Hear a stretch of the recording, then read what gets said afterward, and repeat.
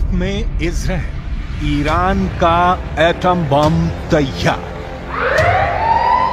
बातें और दावे तो बहुत दिनों से हो रहे हैं कि ईरान इजराइल से हमास चीफ इस्माइल हानिया के बदला जरूर लेगा, लेकिन हमास चीफ हानिया की हत्या के 16 दिन बाद भी ईरान ने इजराइल पर एक भी गोली अभी तक नहीं चलाई है।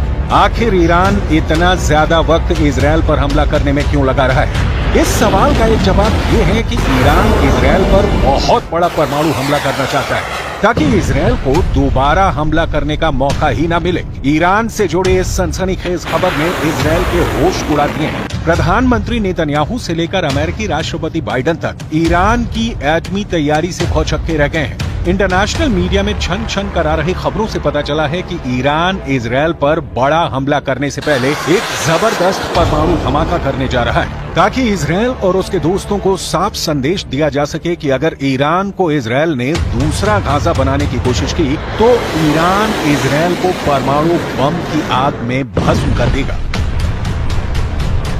जरा देखिए ईरान के परमाणु हमले को लेकर क्या तैयारियां चल रही हैं। खुफिया एजेंसी को भनक लगी है कि ईरान इस वक्त अंदर ही अंदर परमाणु बम से जबरदस्त हमला करने की तैयारी में जुटा है। दावा तो यहां तक किया गया है कि ईरान के सुप्रीम लीडर ने कुछ चुनिंदा टॉप कमांडरों को आदेश दे दिया है कि ईरान इजराइल पर एटम बम से हमला करना चाहता है। हालात ये हो गए हैं कि ईरान की परमाणु तैयारी को देखते हुए पीएम नेतन्याहू ने एक बड़ी मीटिंग की है जिसमें ये समझने की कोशिश की गई है कि अगर ईरान इजराइल पर परमाणु बम से हमला करता है तो इजराइल ऐसी स्थिति में अपने बचाव के लिए क्या क्या कदम उठा सकता है। दावा किया जा रहा है कि ईरान लगभग 12 परमाणु बम बनाने के बेहद करीब पहुंच चुका है, जो पूरे मिडिल ईस्ट के लिए बेहद खौफनाक है, खास तौर से इजराइल के वजूद के लिए।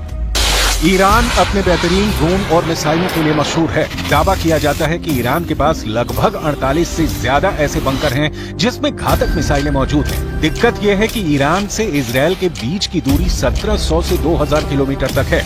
ऐसे में इजराइल के पास एक ही रास्ता है कि उसे इजराइल पर हमला करने के लिए ऐसी मिसाइलें मिले जो इजराइल को एक ही हमले में दबा करके रख दे। इसी जरूरत को ध्यान में रखकर ईरान ने अभी तक इजराइल पर घातक हमला नहीं किया है, क्योंकि चीन और रूस ने ईरान को बड़े हमला करने से पहले पूरी तैयारी करने को कहा है। खास तौर से ईरान को 2000 किलोमीटर तक मार करने वाली ऐसी मिसाइलों से रूस और चीन लैस करना चाहते हैं जो इजराइल को बचने का मौका ही ना दे। यानी ईरान की राजधानी तेहरान से इजराइल के तेल अवीव पर सीधा और बड़ा हमला। राष्ट्रपति पुतिन, राष्ट्रपति शी जिनपिंग ईरान के supreme leader Ayatollah Ali Khamenei को साफ संदेश दे चुके हैं कि रूस और चीन आखिरी दम तक ईरान के साथ हैं।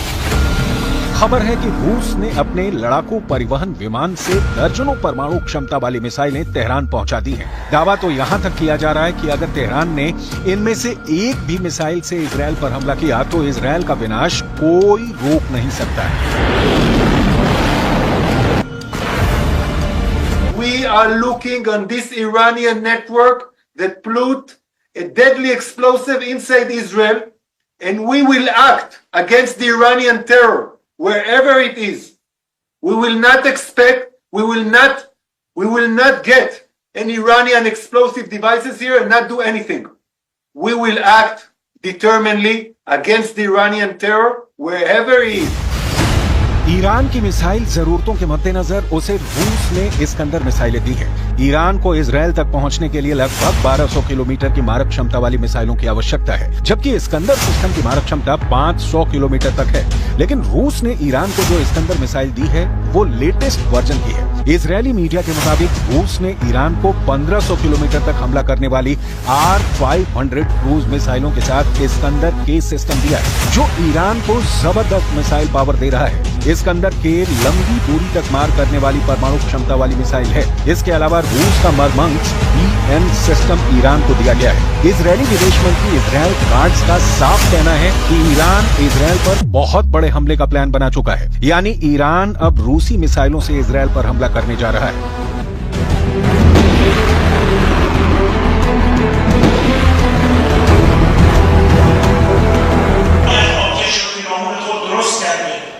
و فکر میکنه که میتواند کشورها را با ترور دانشمندان هسته‌ای را در خیابان‌ها ترور کنند تا یک کشور از دستیابی به انرژی هسته‌ای باز بماند. این مضحک‌ترین استراتژی است برای دستیابی به یک هدف سیاسی.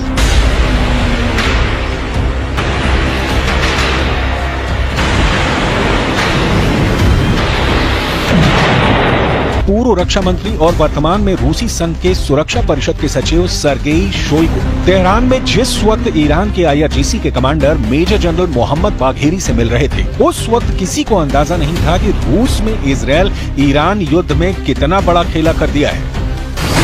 इजरायली मीडिया के दावों के मुताबिक ईरान की राजधानी तेहरान में एक गुप्त मीटिंग हुई है, जिसमें रूस ने तुरंत ही ईरान की सभी मांगे मान ली हैं। दावा किया गया है कि रूस की तरफ से पूर्व रक्षा मंत्री सर्गेई शोइगु ने IRGC के top commander major general Mohammad Bagheri की और उन्हें परमाणु क्षमता वाली मिसाइलें देने का रास्ता साफ कर दिया है। दावा किया जा रहा है कि राष्ट्रपति पुतिन के आदेश के बाद सैन्य परिवहन विमान IL-76 ने रूस से उड़ान भरी, जिसने ईरान के गुप्त ठिकाने पर रूसी इस्कंदर मिसाइलों को ईरान पहुंचा दिया है। इसके अलावा रूस ने ईरान को उपग्रह नेविगेशन सिस्टम मरमंग्स BNEWS भी दिया है। रूस की इस्कंदर परमाणु क्षमता वाली मिसाइल कुछ मिनट में ही तैयार की जा सकती है। इस मिसाइल के मिलने से ईरान अब इजरायल में घुसकर कभी भी इस्कंदर मिसाइल से हमला कर सकता है, जबकि रूस का उपग्रह नेविगेशन सिस्टम मरमंग्स BNEWS ईरान को ऐसी क्षमता देगा कि इजरायल के लड़ाकू जेट और मिसाइलें हमला तक नहीं कर पाएंगी।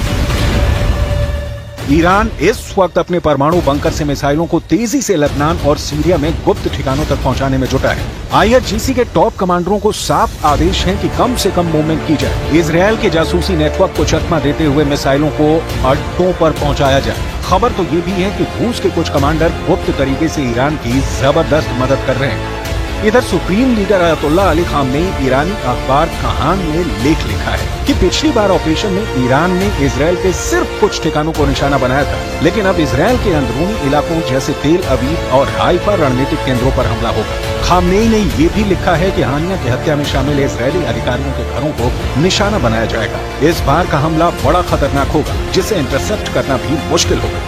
رژیم صهیونی جنایتکار و تروریست با این اقدام زمینه مجازات سختی را برای خود فراهم ساخت و خونخواهی او را که در حریم جمهوری اسلامی ایران به شهادت رسید وظیفه خود می‌دانیم.